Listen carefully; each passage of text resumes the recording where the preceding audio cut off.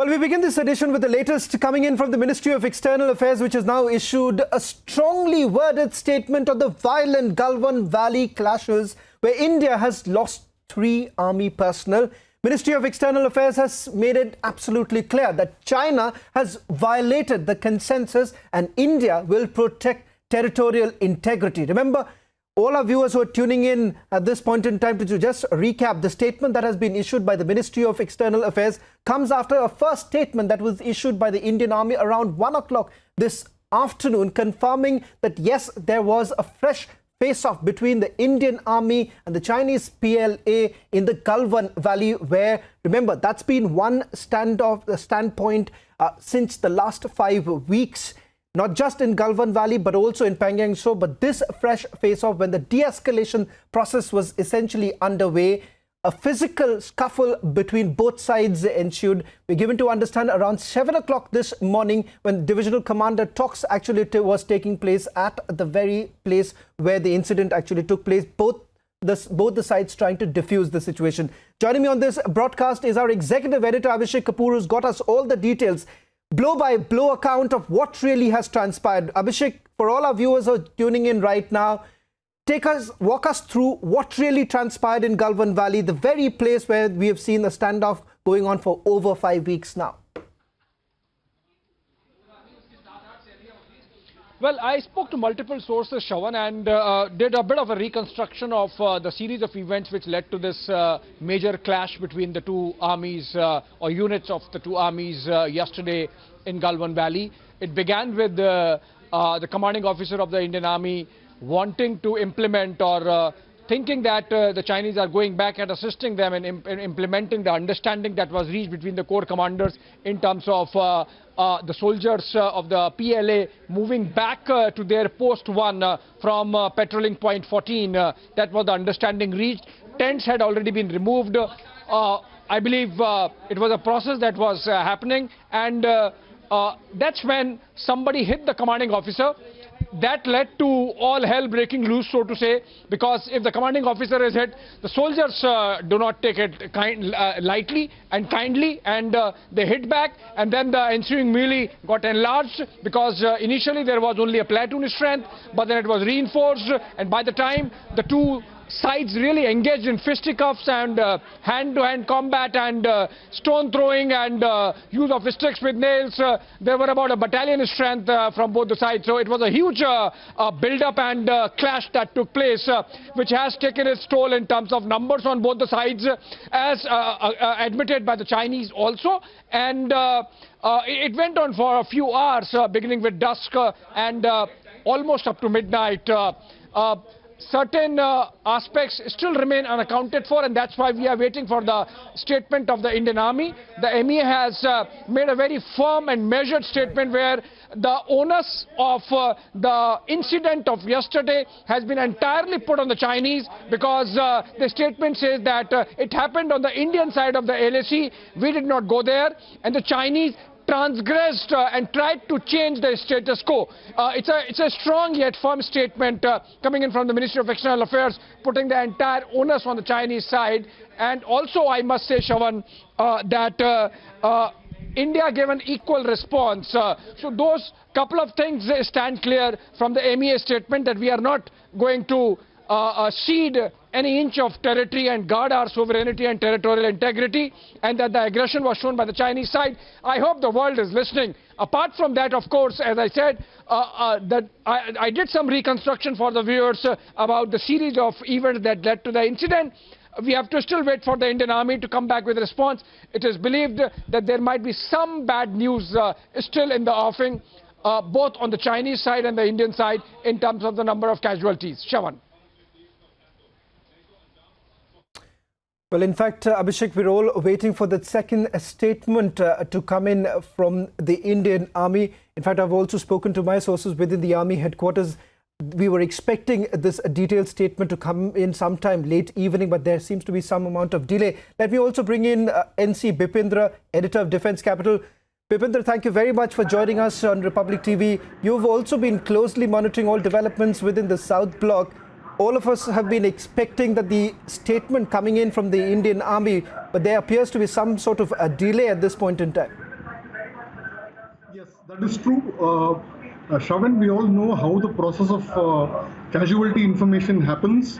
First of all, the families who have lost their dear ones need to be informed, and confirmations have to be made of the dead and their identities, and only then can the information be given out in the public. So that is precisely why this delay is happening. It is but natural that this delay would happen.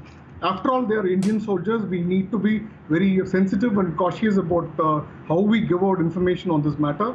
So I think the statement will come any moment now. So let's wait for it. I think that's what we need to do at this point of time. Right.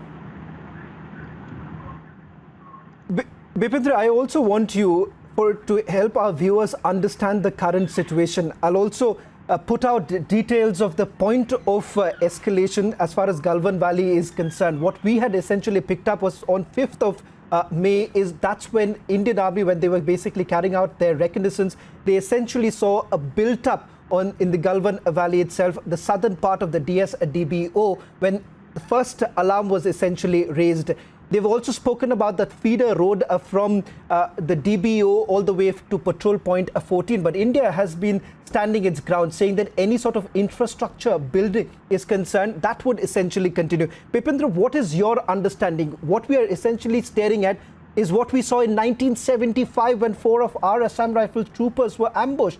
So that's the kind of tension perhaps we are staring at this point in time? Yes, absolutely, Shravan. I think at this point of time, this is one of the worst incident that has ever happened between the Indian and the Chinese side since 1985-86, if I'm right. That is when the last major escalation happened. That is when the clashes happened, in which a lot of injuries happened. But if you look at the death on the side of both the Indian and the Chinese side, I think since 1975, this is the first ever such casualty that has happened in a much serious manner. That is precisely why this is getting out of hand, it seems like, and the situation is pretty serious. I can tell you that I have never heard of this kind of a situation in the 20 years that I've been covering the Defense Ministry, from Delhi for the last 15 years. So that is the kind of situation that is prevailing right now. On the ground, if you see the kind of aggression that the Chinese have shown and the kind of action that they have taken against the Indian army personnel is condemnable. I think they are unnecessarily escalating the matter over issues of India's sovereignty. Basically, Indians want. Actually, it is the infrastructure game that is going on right now in the Ladakh, eastern Ladakh region. Chinese have already built their infrastructure long time ago. They have roads, they have all sorts of infrastructure that they need for mounting a military operation. They also have infrastructure to house the soldiers there. But the Indians have been catching up only in the last 15 years. I remember former Defense Minister A.K. Antony specifically mentioning about this in a meeting that a few reporters had sometime in the late